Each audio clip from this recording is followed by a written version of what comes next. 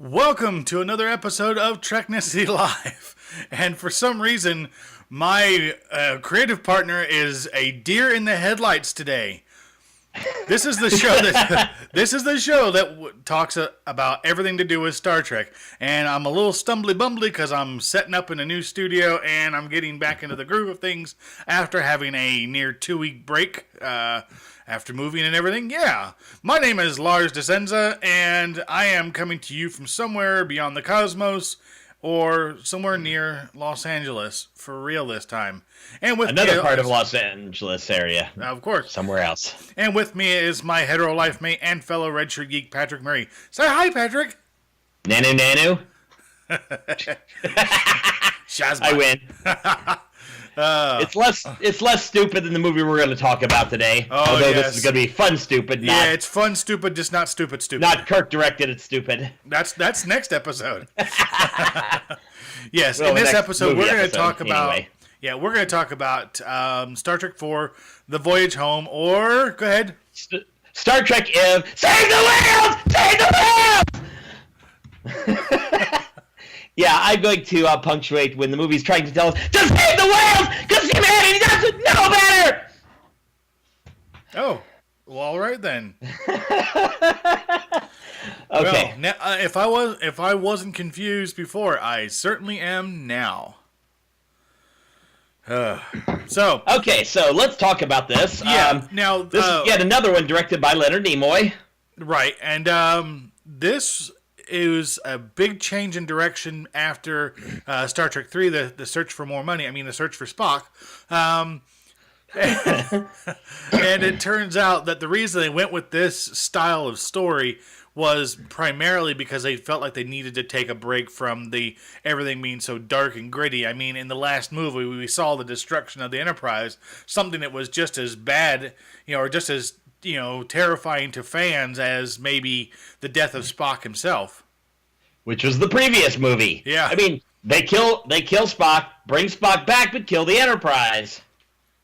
Yeah. So it's like, let's just do a movie that's full of jokes and dumbass shit. Yeah. Well, double dumbass on double you. Double dumbass shit, to be exact. Right. Yes. Double dumbass on dumbass. You. And more colorful metaphors.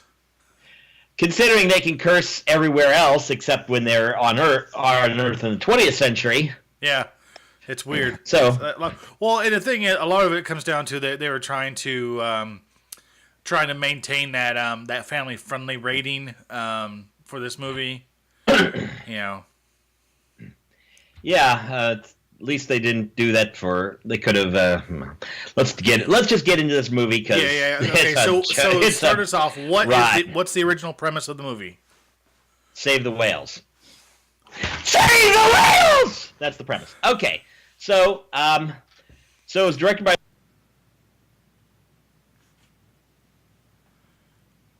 And I've lost all sound from you. I think I hit mute. Aha. There, can you hear me better now? Yes, and we're gonna. That's keep what on... happens when I hit the microphone with my sock of ham fisting. That's right. This movie ham fists everything.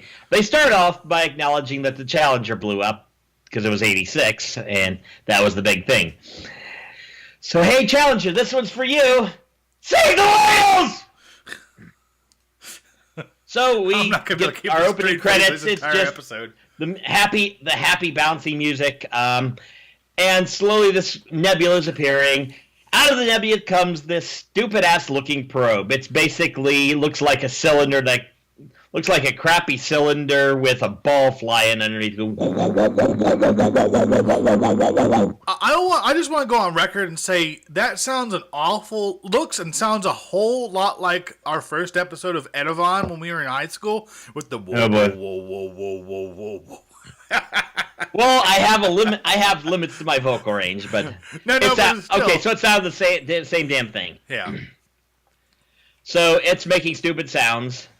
And obviously, we can't understand it! I wonder why. Okay, so we cut to San Francisco. And, of course, they're showing recorded footage somehow they got of the events from Star Trek 3, where it looks really cinematic how the Klingons get blown up and the Enterprise explodes and flies in at all these perfect angles, like somebody was sitting out there. There was 3 ships. There was the Klingon bird of prey, the Enterprise, and the cinematographer flying along going, I'm shooting this ship. Oh, that's a good shot. Okay, let's rewind it and blow it up again. Yeah, you really have to suspend disbelief when you see stuff like this. We're not mocking Star Trek because everybody does it. Take disbelief and toss it out the damn window. Yeah, everybody does it. I mean, it's a common filmmaking trick, but still, it's hilarious that the Klingon ambassador is losing his shit over this. Basically, and like, of course, you should Kirk's be more concerned with the fact that there's a guy out there in space with a camera. I mean, we're kind of getting into Trump level because, of course, we know that Kirk and the Federation are trying to destroy the Klingon Empire, cause total annihilation, and destroy everything. So, of course, Sarek shows up and says, "This is bullshit. Just no." Yeah, just come on, guys. And the president Seriously? of the Federation says, "Yeah, we know he's terrible, so we're going to charge him with some violations of Federation code." And the Klingon's like, "Ah!" Yeah. And takes off, and mark my words, this will come up in another movie. Probably not the next one, because Shatner's directing that piece of shit. Yeah. And we do see a lot of the characters. Admiral Cartwright, for example, jumps to mind, and the Klingon ambassador. They all show up in Star Trek 6, I believe. Yes, I do. They skip out for Star Trek 5 because, it's they Star saw Trek the 5. script. I think everybody should have skipped out for Star Trek 5. So we cut to Vulcan, and of course the Klingon ships there with badly painted on their SS Bounty, because we got to make our references. Because reasons. The Vulcans are working on it. And strange, they have these dick-shaped helmets. You have any idea about that? Well, no, because the thing is, what's kind of funny is not only do they have the weird pointy hats, they also have like the curly pointy shoes. I mean, did they borrow these guys from Santa's Village or what? I mean, come on. Yeah. Is this what happens? Is this what happens? Is this the job you do when you graduate out of Santa's Village? When you're Pretty too much. big? So the gang they take a vote. They're all going to go back to Earth and face justice because why not? We got to have something to get the plot rolling here. There is no Meanwhile, justice. There's justice. standing on one of those big ass rocks, overlooking it is Spock. He walks into a testing chamber where there's 3 screens and is firing questions because he's smart. Cause screw you hippies, I'm a Vulcan. I know everything. How do you feel? No, he doesn't know that shit. So Amanda shows up, his mother, and says, "Well, you should know this, Spock. Now you're going to go back. Now, of course, you're going back to help your friends, because why not? Because we got to get the band back together. Save the orphanage. We're on a mission for God." Wait a minute, wrong movie. Wait a minute. So, meanwhile, the probe is flying into Federation space, crippling ships. The USS Saratoga goes, "We're looking at, we're dead." They start floating off. So it's pretty much frying everything, and it's heading to Earth because everything is heading for Earth. Star Trek 1, it's heading for Earth. Star Trek 4, it's heading for Earth. The Klingons in Star Trek 6, they're going to go to Earth until the Borg headed for Earth. Earth In is both the series and in First Contact, they get to Earth. Yeah, the thing is, Earth is a pretty happening place in this franchise. I mean, Earth is... I'm surprised it's left. Nero in Abrams' Trek, going to Earth! Talking about Vulcan first, but... I'm trying to think... Yeah, I mean, it's just everybody goes to Earth. I mean, let's kick the ass of another planet. Oh, they did that in Abrams' Trek. They killed Vulcan. Oh, okay. So speaking of Earth, so the fourth Abrams verse movie should just be called Star Trek. We're going to Earth. To save the whales. So the probes make its way, and of course, Earth gets in bad shape. Meanwhile, the crew is heading back in the bird of prey, and they're getting all the distress signals. And of course, they figure it out because Spock knows this is obviously directed towards Earth's ocean, so it's probably some form of life other than man, because man doesn't understand.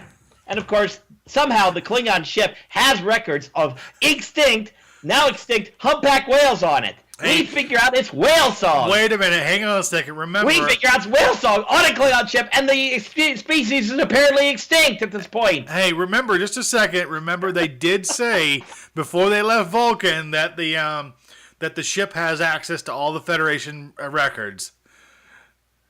But extinct whales on Earth? Look, how many freaking records have they put in this damn thing? Dude, they've had like 300 years to put this thing together, okay? Can you imagine where computer technology has gone in the last 30 years for us?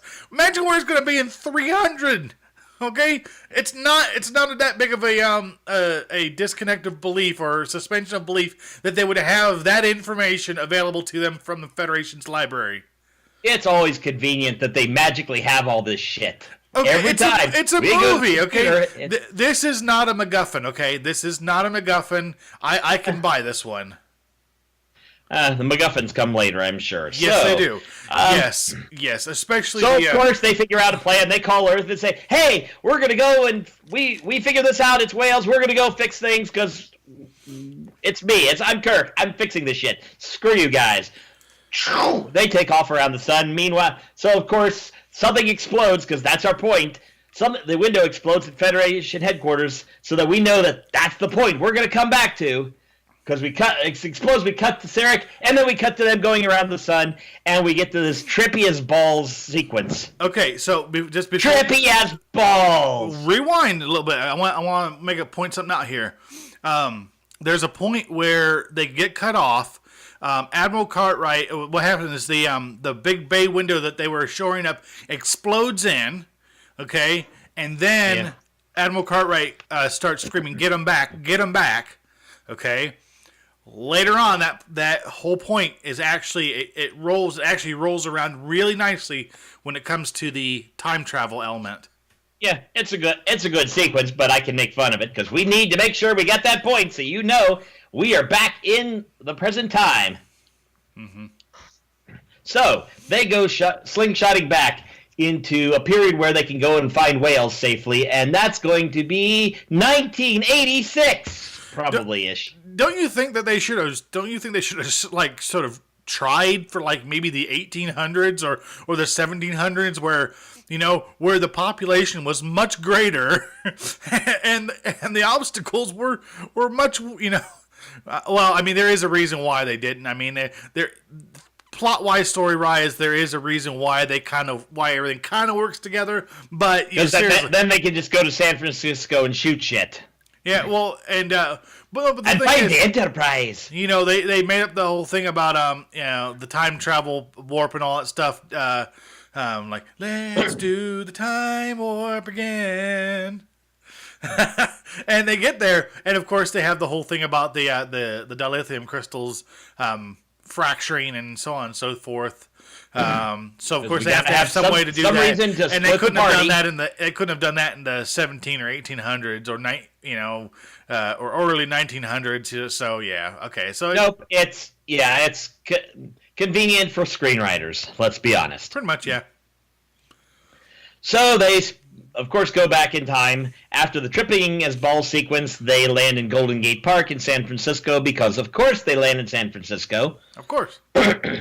And somehow the Klingon ship on the way in can pick up whale song in San Francisco because whale song in San Francisco. How are we picking up whale song in San Francisco with a Klingon ship? Didn't you know that there was like an entire radio station in the late 80s? It was just nothing but whale song. I mean, some of the greatest hits, man, were playing 24/7. Had big records. But now they're extinct because we didn't listen! Wow. So they land in Golden Gate Park, and we partake in the silly future travelers coming into the past and not knowing what they are. The fish out of get out of the way, you dumbass! Well, double dumbass on you! Yeah. And Kirk proves he cannot curse at all except in every other movie. Yeah. Every other movie. Except Star Trek The Motionless Picture where nothing really happens. Yeah. Except for a guy boning a giant space probe. I'll give her my carbon unit. Okay, so we realize the ship's in trouble. They've got to build a tank and they got to find some whales. So we're going to split the party. So let's see here. Kirk and Spock go look for the whales, and they're going to go to the Cetacean Institute. Scotty, Bones, and Sulu have to go build a tank. And Uhura and Chekhov have to go find a source of energy to fix the dilithium chambers. And they realize that there are probably some on nuclear vessels, Captain. Nuclear vessels. Yes, because back here they're still using fission, which is bad because it's bad for the environment, and that's bad. Can you sense a theme of this one? Quite finished. So here we go. Page 2 of the notes. I got a lot of them. So let's see here. So they get their money and they split the party. So the big ones, we go. Kirk and Spock go to the Cetacean Institute where they meet Dr. What's her name? I don't even remember. I don't even care. She's just the whale bitch. I'm just gonna call her that. Dr. Jillian Taylor. Basically, what? It's Dr. Jillian Taylor.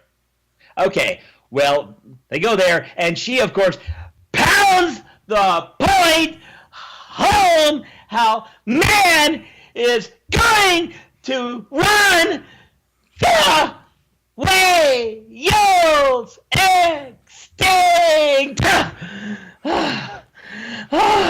Yeah, it's an entire scene about how man is killing the whales. That is literally the entire scene. Then Spock goes for a swim and mind melds with one of the whales, who's pregnant. Whoa. Yeah, he's under there. Thankfully, we don't see the part where he's fisting the whale, but that's beside the point. Okay, I went there. We get Meanwhile, Scotty and Sulu and Bones go to to find some Scotty and plexiglass Bones, to make a tank. Right. Sulu goes and finds himself a cool Huey, and that's pretty much everything he does in this movie. Meanwhile, Bones and Scotty talk to this one guy. While he's in the helicopter, and he turns on the windshield wiper. Now that look is just priceless. Yes. Oh my. Oh. So we get that. They find a guy, and they, of course, here, let's break the Prime Directive. Here's, hello, computer. Computer? Hello, computer. Just use the keyboard. A keyboard, how quaint. Bang, here's transparent aluminum. Yeah, he gave that up pretty quick. Yeah. But they get the glass, and they go flying back with it.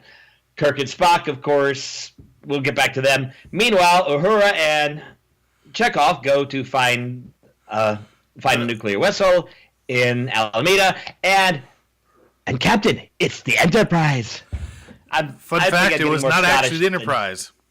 Yeah, they find the Enterprise, except it's not really the Enterprise. It's not. It was I believe it was the Yorktown was rebadged for the movie because the Enterprise was actually on more maneuvers. It's the same damn class, close enough for government. It was its sister ship. Yes, they just put CVN 65 on it so that it would look like the Enterprise. So of course they go in, collect, and that goes bad for him, and Chekhov gets captured. Meanwhile, Kirk and Spock are dealing with whale Dr. Mitch, and Kirk's trying to score and get the whales, and they ditch Spock and go get pizza. Where, of course, Kirk breaks the Prime Directive again by saying, hey, we're from the future, and we want to take your whales. And she says, you're full of shit. But I'll buy pizza, because why not? Because, sex is like pizza. Even when it's bad, it's still pretty good. Yeah, pretty much. So, of course, they get a call that, the whale... Of course, they find out the whales are going to be moved, so it's like, oh, crap, we got to hurry. They take a run. Yep. Back to the ship. Morning. Well, actually, sorry, I'm jumping ahead too far. So everybody's back together. They're getting ready to get the plexiglass. They're getting the lithium crystals fixed, but Chekhov's missing. It turns out he's still on the ship, and he's obviously a retarded Ruski. Yeah, that's what they figure. He, of course, runs and falls and gets taken to the hospital. They find the next morning, as they're getting the plexiglass is coming in. My throat's full of snot for some reason. The Dr. Whale bitch finds that the tanks have been emptied and the whales have been miraculously evacuated overnight, suddenly so fast that it's technically not possible.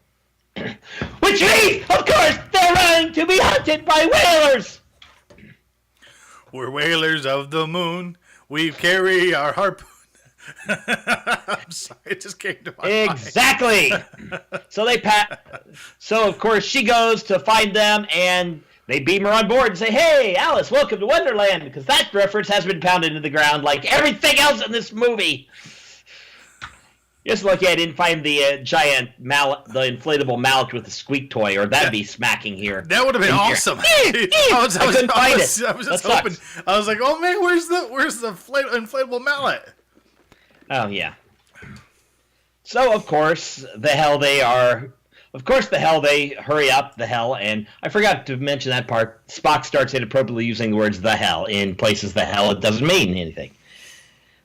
So they pack up, and let's see here. I gotta find where I'm at, because strangely every other line is giant print where something about whales being hunted by man, because whales are hunted by man because man is evil! Okay, so Whale Bitch, McCoy, and Kirk go to the hospital. They have some fun stuff, grab Chekhov and escape without a problem after McCoy magically heals some old lady who's dying from kidney failure. Yeah. Because why not? Hey, here's the pills. Fix this. Look, I'm sorry, man. It was completely stupid, but man, was it funny. Oh yeah, this movie is hilarious, but so stupid. Yeah. The doctor gets there. Oh wait, we already saw that. We already get to that. Let's just skip through. So they saddle up, fly over, and of course whalers are about to kill the whales! And they fly the bird of prey there, decloak, and of course the evil whalers are panic and go running. They beam up the whales, fly off. Spock makes a guess, and of course we're back to where they are. They fly in with no power, fly under the Golden Gate Bridge, because it's San Francisco. You got to get the Golden Gate in as much as possible. Of course. Land, and of course Kirk has to climb down, swim, and save the whales, which of course escape. Kirk floats to the surface, and why are they not singing? Where's the line? Okay, let me get the exact line. Why don't they answer? Why won't they sing? Because man killed them all! Oh yeah, and these whales know that man is killing them too. By the way, did I mention that? Yeah. Because it's man! Man! Oh my God! We're not done driving that point into the ground yet.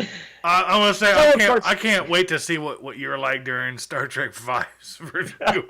Oh man! The whales start singing. The probe, of course, turns around, and everything returns to normal. And the crew, of course, is standing there laughing. Even Nimoy can't hold it together because this is. So I can't believe they approved this script. And everybody's jumping in. He's laughing. Yeah, they're laughing their asses off standing on the side of this thing. You know, Nimoy's. We're not Nimoy's sort of sitting on the ship, and he's sitting there laughing because he's just like, I'm getting paid for this. So they're brought before the Federation Council, and they thank the crew for, of course, saving Earth from man's shit. I don't know. I can't talk anymore. I'm losing my voice from this. From man's own short-sightedness. There, got it. We're done with that. So just so everybody knows that we're pre-recording this, and in the next couple of minutes, he has to turn around and do it all again for our 3x2 shows. This is gonna theoretically. be fun. Okay, so they drop all the charges except for insubordination or disobeying a direct order, whatever it is. Disobeying direct order, yep. And they bump him down to captain, which of course means he has to get a ship again. Which of course is what? The New Enterprise. NCC 1701 A. No bloody A, B, C, or D. No, Scotty.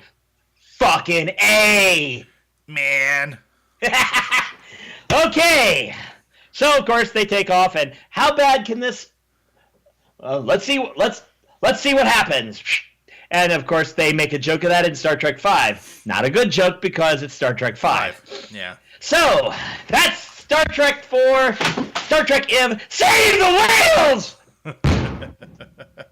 You know, I'll give it a 4 out of 5 because it's fun. It's stupid as shit, but it is fun. It was great fun. I just, you just watched it yesterday. I watched it a couple weeks ago just to kind of get in the groove. And man, the thing is, it is stupid, but it is fun.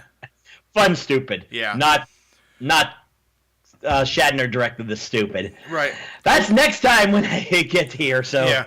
That's it. The one thing I wanted to point out is, I mentioned it before, is when they come down and they're gliding down to the water, as they pass to save the whales.